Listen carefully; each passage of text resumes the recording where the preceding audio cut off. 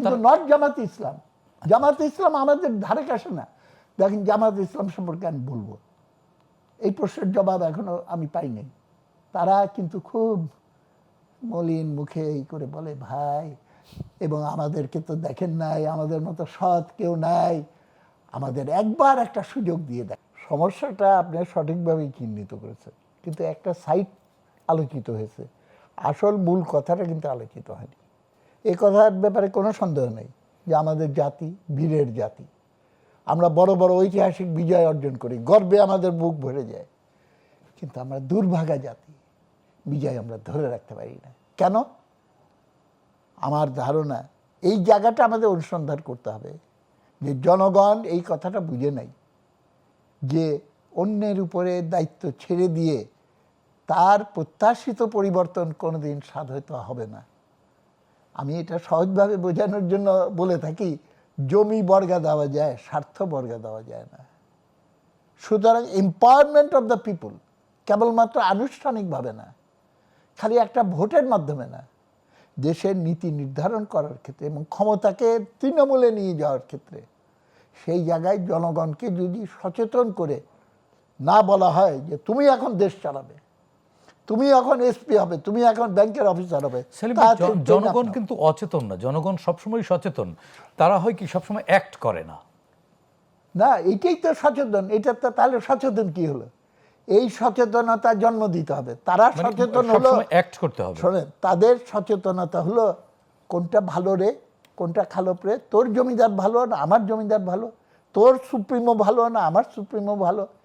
তারা এইটার ভেতরে তারা নির্ভরশীল থাকতে চায়, নেতা নির্ভর।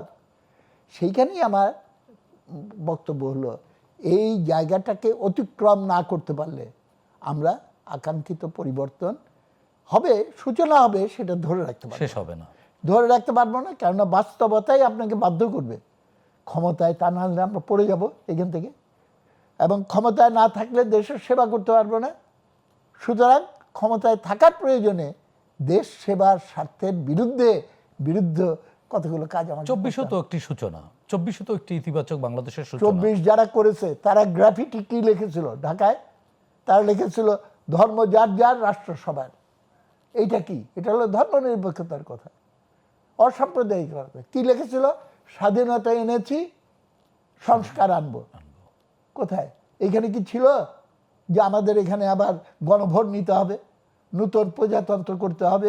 5 তারিখই তো হয়ে গেছে, এইগুলো সব গণরায় তো 5 তারিখে হয়ে গেছে। কেননা তারা যারা নাকি এটার আসল কারিগর তাদেরকে লাথি দিয়ে ঠেলে, এবং তারা স্বেচ্ছায় যে এখন ভরসার জায়গা হচ্ছে তারা যারা তরুণ, কোনো রাজনৈতিক দল করে না, সুতরাং ব্লাডি পলিটিশিয়ানদের দোষ ত্রুটি খুঁজে পাওয়া যাবে না, খুব আশা করেছিল, আমিও আশা করেছিলাম। কিন্তু দেখা গেলো কি, they become a part of the old system, এবং ঘুরতে ঘুরতে ঘুরতে ঘুরতে কোথায় চলে গেছে? কৌশলগত ঐক্যের নামে এখন জামাতে ইসলামের সঙ্গে ঐক্য করে। তার মানে কি জুলাই বর্গা দিয়েছে আপনার বক্তব্য অনুযায়ী? শেষ কথা বলা যায় না, জনগণ তো এখনো শেষ হয়নি, জনগণ বুঝছে। আমার ধারণা আগের চেয়ে উপলব্ধি তাদের বেড়েছে।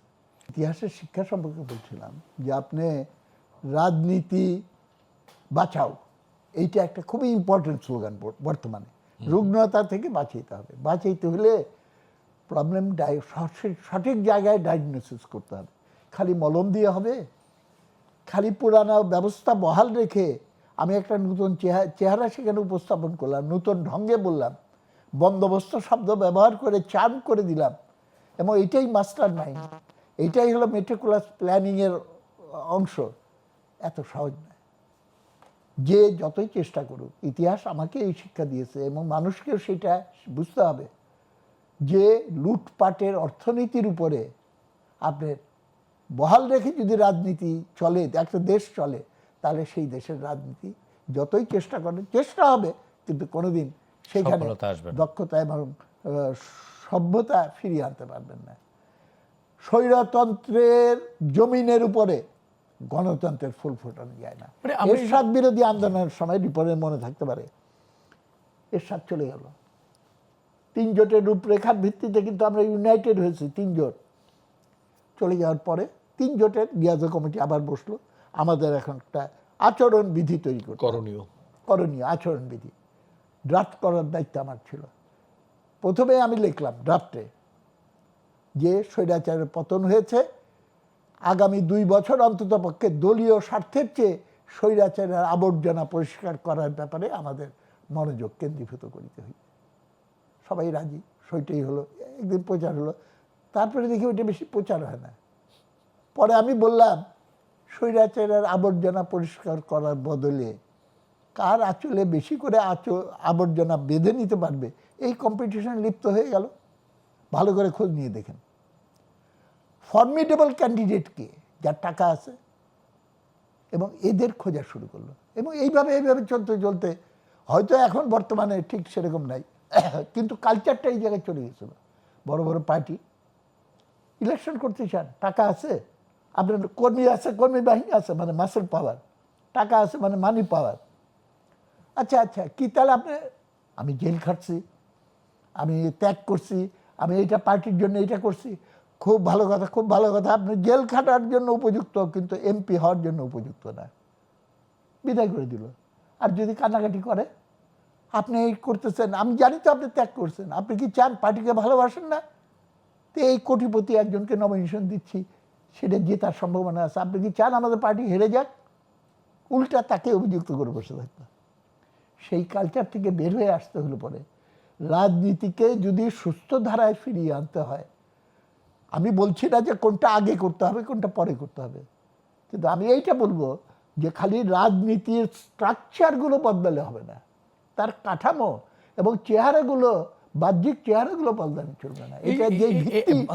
বর্তমান রাজনীতিতে কি আপনি মিনিমাম কোনো ছবি দেখছেন, প্রতিচ্ছবি দেখছেন? এইটা খালি এই জায়গায় দেখি যে জনতা যদি সচেতন হয়ে অ্যাসার্টিভ হয় যে আমি এটা চেয়েছিলাম, এটা হচ্ছে না কেন।